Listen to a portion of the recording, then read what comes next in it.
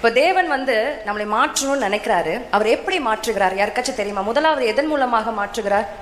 எல்லாரும் பைபிள் படிப்பீங்களா காலைல எந்திரிச்சு? இல்லை காலைல எந்திரிச்சோடனே வேற படிப்பீங்களா? எதை தேடுகிறீர்கள்? முதலாவது மொபைலா? வேதம். அப்போ முதலாவதாக தேவன் எப்படி ஒரு மனிதனை மாற்றுகிறார் என்றால் அவருடைய வார்த்தையின் மூலமாக மாற்றுகிறார்.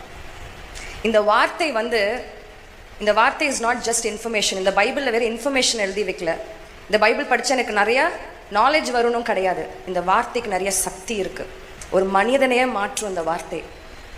அப்படிப்பட்ட வல்லமை உள்ள வார்த்தைகள் இந்த வேதத்தில் இருக்குது. அப்போ தேவனுடைய வார்த்தை மூலமாக ஒரு மனிதன் மாற முடியும். எபிரேயர் 4ஆம் அதிகாரம் 12வது வசனத்தை நாம் வாசிப்போமா? எபிரேயர் 4:12 வாசிக்கலாம்.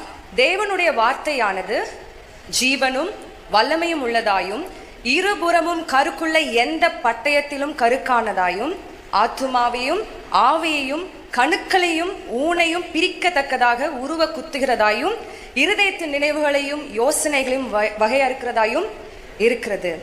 ஆமாவா இல்லையா? பாருங்க எவ்வளோ டீப்பாக அதுக்கு கொடுத்துருக்கு. யாரும் வந்து உங்களை குத்த தேவையில்லை. இந்த வார்த்தையை படித்தாலே என்ன ஆகும்? நம்ம குத்தப்படுவோம்.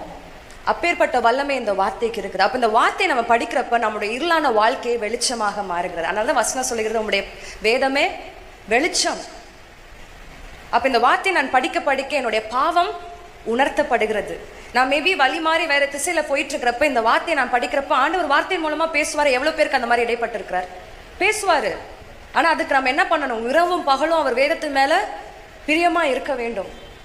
இந்த வார்த்தை இருக்கிறப்ப என்ன பண்ண முடியும்? நம்மளுக்கு என்ன சோதனைகள் வந்தாலும் ஏசு மாதிரி என்ன பண்ண முடியும்? பதிலளிக்க முடியும் வார்த்தையை வச்ச திரும்பி. அதுக்கு நம்ம இந்த வார்த்தையில் ஊறி போயிருக்க வேண்டும். இப்போ ஒவ்வொரு நாளும் தேவனுடைய வார்த்தையை நம்ம படிக்க நம்முடைய வாழ்க்கை வந்து திசை மாறும், நம்மளோட டைரக்ஷன் மாறும், நம்மளோட லைஃபோட பர்பஸ் மாறும். நம்முடைய சேஞ்ச் எதை நோக்கி நம்முடைய சேஞ்ச் போய் கொண்டிருக்கிறது அது எல்லாமே நம்ம மாறும். அப்போ தான் நம்ம என்ன பண்ணுவோம்? அந்த உலகத்தின் காரியங்களை வெறுக்க ஆரம்பிப்போம். இன்றைக்கு இருக்க யங்ஸ்டர்ஸ் இதை விட அதை விடன்னு சொன்னால் அவங்களுக்கு பிடிக்க மாட்டேது.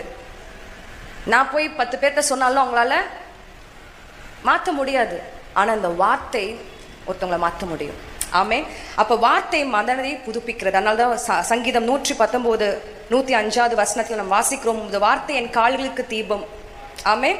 சத்தியத்தை அறிவீர்கள், சத்தியம் உங்களை விடுதலையாக்கும். சத்தியம் தான் உங்களை விடுதலையாக்கும். ஒரு பாவத்தில் இருக்கிறான், ஒரு பிரச்சனையில் இருக்கிறான்னா எதுதான் விடுதலையாக்க முடியும்?